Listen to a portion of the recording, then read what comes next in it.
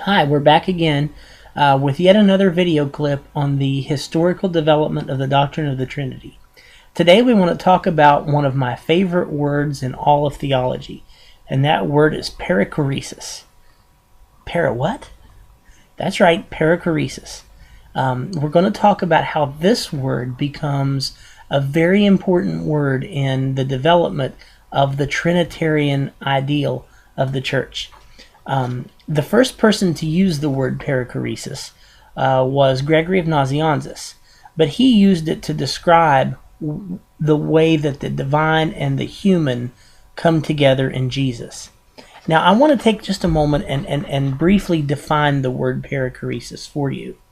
It comes from two words in Greek, peri, which means around, and chora, which means to invite in or to envelop.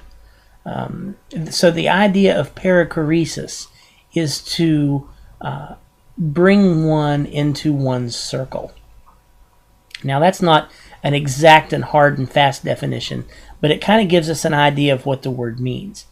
Many folks think that the word comes from the word chora, which is a short O in Greek, which means to coordinate or to choreograph, like a choreographer. So a lot of people talk of the Trinity as the divine dance, which is not etymologically accurate.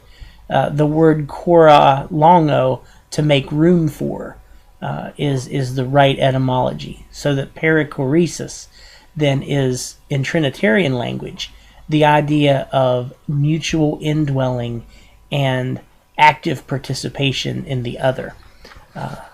I wrote a book on perichoresis as far as that goes, and that was my research for my doctoral dissertation. So I'm familiar with the word and I enjoy talking about it. What I'm going to do today is I'm going to do a lot of quotes from folks to help you to see the importance of this word. It was first used by, like I said, by Gregory of Nazianzus, but it was first used in a Trinitarian context by John of Damascus in his On the Orthodox Faith, the great Eastern Orthodox summary of the teaching of the Fathers that arose out of the 8th century. If I may read some quotes to you.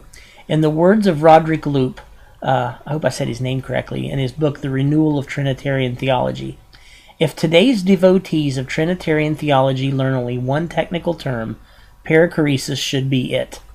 Not only does it go a great distance toward describing the immanent Trinity, remember that is the Trinity in itself, it also has implications for personal and social ethics, for family life, for politics, even for aesthetics, and the theology of Christian worship. T.F. Torrance, who is one of my favorite theologians of all time, and I would recommend you getting your hands on anything he wrote, explains Athanasius' conception of what would later be called perichoresis. There's Athanasius again. He's important. You're going to hear a lot about him. You already have, but you're going to hear more. Torrance says this: perichoresis is a completely mutual indwelling in which each person, while remaining what he is by himself as Father, Son, or Holy Spirit, is completely or wholly, W-H-O-L-L-Y, in the others as the others are wholly in him. So that's that idea of mutual indwelling, that within the relational sphere of the Father, he invites the Son and the Spirit to share in that relational sphere.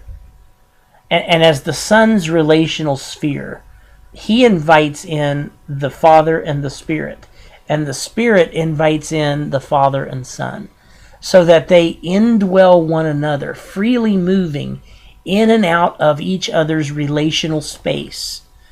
And if I can utilize the term relational space, I think you understand what I mean by that. We all have our relational space, the people that we let in and out of our lives. But the Father and Son and Spirit, because they are God and because they are fully united, without sin, one nature, perfect in and of themselves, they can move in and out of each other's relational space at will, because they're free to do so, and they're always being welcomed by the others. That's what we're talking about. James Womack, in his paper, Comparison of Perichoresis, says that perichoresis comes from the Greek word choreo, meaning to go, extend, or contain. When combined with the prefix peri, the verb expresses a sense of complete interpenetration or coherence. Again, here's Torrance again. Perichoresis is spelled with an omega, not an omicron. That's the long O. With the omega, perichoresis means making room or space, mutual containing or cohering within one another. When the omicron, the short O, is used, perichoresis means dancing, as in Greek chorus. So these people today talk about the cosmic dance. I think that's foolishness. I love T.F. Torrance. He's great. He's all that in a bag of chips when it comes to theology. He's hard to read, but he's just fantastic. Plenty in the Bible about perichoresis. We see it in the language of the Father and the Son. I am in the Father is in me. Let them be one in us as you and I, Father, are one in each other. John 10:38, 14:10, 17:3, 17:21-23, Romans 8:9-11 are just a smattering of biblical texts that discuss this concept of perichoresis. This reciprocal immanence, where Father is in Son and Son is in Father. They're each immanent in one another, so it's reciprocal. This reciprocal immanence language of Father and Son in the Johannine passages indicates that the Father and Son are in each other in some sense. In Romans 8, the exchange of persons, interchange of persons, indicates both an indwelling and active participation in the other. Again, East and West vary among Christians. The East emphasizes more the active participation, while the West emphasizes the mutual indwelling. It's both active and passive. Now let's look at this idea of perichoresis as it goes in history. Originally it was used by Gregory of Nazianzus, as I said. John of Damascus was the one who used it to describe the persons of the Trinity. This is John's writing here, John of Damascus, from On the Orthodox Faith.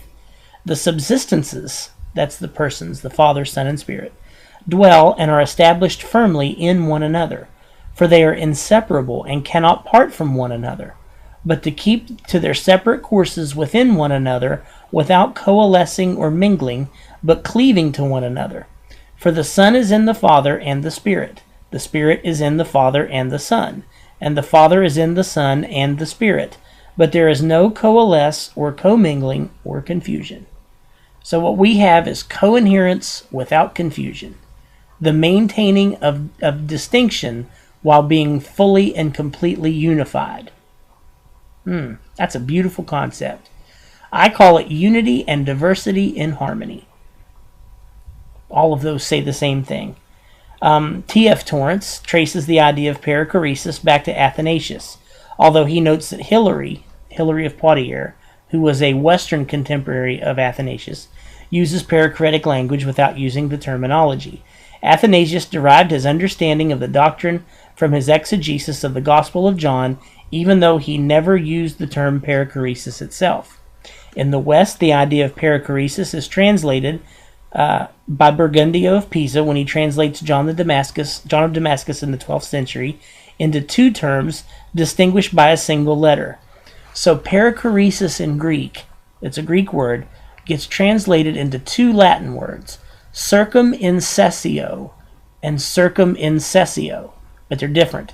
One is circumincessio, while the other is circumincessio. One is active, one is static, one is dynamic. Circumincessio with an S means to sit around. In other words, to mutually indwell. While circumincessio with a C comes from the word to cut, which means that each of the persons cuts into the lives of the others. So the idea of perichoresis in Greek holds both that static and active component. The static mutual indwelling and the active participation of one another. and it gets translated into 2 Latin words, which I think is really cool. To say it this way, the Latin words show the 2 meanings inherent in the richer Greek term perichoresis. According to James Womack, the former term denotes the dynamic circulation of the Trinitarian life, that's circumcessio with an S, while the latter emphasizes the abiding, I'm sorry, that was circumcessio with a C, and while the latter emphasizes the abiding reality of that life, that is circumcessio with an S. The doctrine of perichoresis was officially recognized by the Roman Catholic Church at the Council of Florence in 1442. The statement issued there is this, quote, and this is directly from the canons of the Council of Florence: "The 3 persons are one God, not 3 gods, because they share one substance, one essence, one nature, one divinity, one immensity, one everything." Hear Augustine in that. Sorry, I whispered. I should say it out loud. Do you hear Augustine in that? Where there is no opposition of relation. Because of this unity, the Father is entirely in the Son, entirely in the Holy Spirit. The Son is entirely in the Father, entirely in the Holy Spirit, and the Holy Spirit is entirely in the Father, entirely in the Son. And that is the doctrine of perichoresis. It's a fantastic doctrine. It can be applied in a lot of different ways. It can be applied Christologically. It can be applied soteriologically, which is the substance of what I wrote a book on. We'll talk about that when we talk about salvation, though. But that's the doctrine of perichoresis. It's a beautiful, wonderful doctrine that I just dearly love. But it has its roots in the interior, mutual, indwelling, and active participation of the Father, the Son, and the Holy Spirit, eternally and always and forever and ever in the Godhead. We'll come back with our last piece of our last clip on the history of the development of the doctrine of the Trinity here in just a few moments. So I hope you're enjoying it. I know I am. Thanks, and we'll see you soon. Bye.